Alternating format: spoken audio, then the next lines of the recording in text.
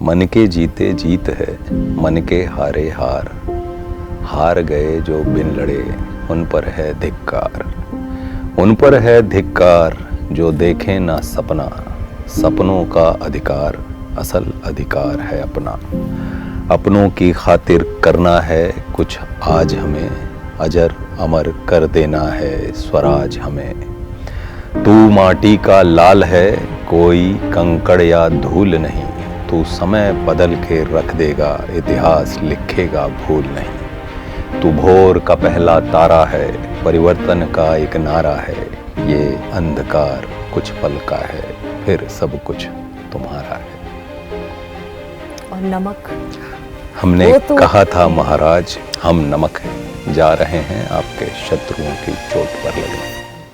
तुम नमक नहीं चंदन हो, तुम तिलक हमारे माथे का। एक कविता एक्चुअली जब हम लोग स्क्रिप्ट पढ़ रहे थे तो कहीं ना कहीं एक वो भी था कि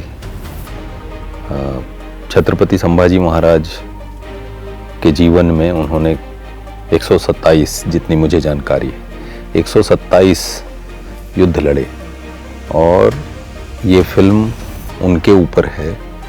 तो वॉर है भर भर के, और वॉर फिल्म में ऑलमोस्ट क्लाइमेक्स में कविता का पार्ट होगा और लोग जार जार रोएंगे, ये सोचा नहीं था।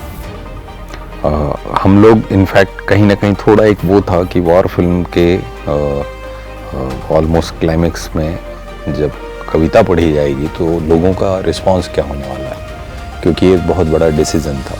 छत्रपति संभाजी महाराज और कवि कलश जी, उनके बीच में कविताओं में बातचीत हुई थी, तो वो था। लेकिन आप एक क्रिएटिव लिबर्टी के साथ आप गद्य में जा सकते थे, लेकिन लक्ष्मण उतेकर सर ने कि नहीं, मुझे कविता ही चाहिए। तो जिम्मेदारी बहुत बढ़ गई थी और ये मेरा फेवरेट सीन था।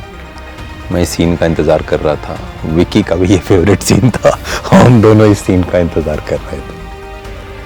मैं ये लास्ट वीक मैंने ये फिल्म देखी और बहुत सालों के बाद थिएटर, क्योंकि अब कॉन्सेप्ट इतना है नहीं थिएटर जा कर के देखने वाला, समय की भी कहीं ना कहीं कमी है, और जो लिबर्टी है, ये जो टाइम था कोविड का, उसके बाद से लिबर्टी भी मिल गई कि आपको ठीक है आप अपने घर पे बैठ के देख सकते हैं या समय के अनुसार। मगर मैंने बहुत समय के बाद देखा तो रील्स बहुत आ रही थी कि लोग बहुत इमोशनली कनेक्ट कर रहे हैं, रो रहे हैं थिएटर में।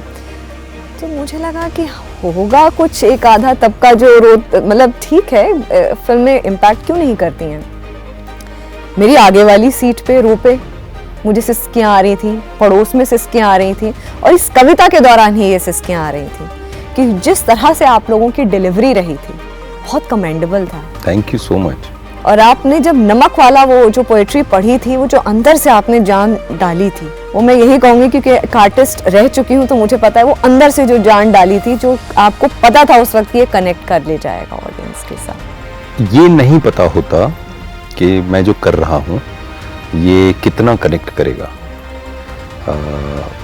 अंदर एक आवाज़ होती है, अंदर कोई बैठा होता है जो ये बताता है कि कुछ ठीक हुआ है।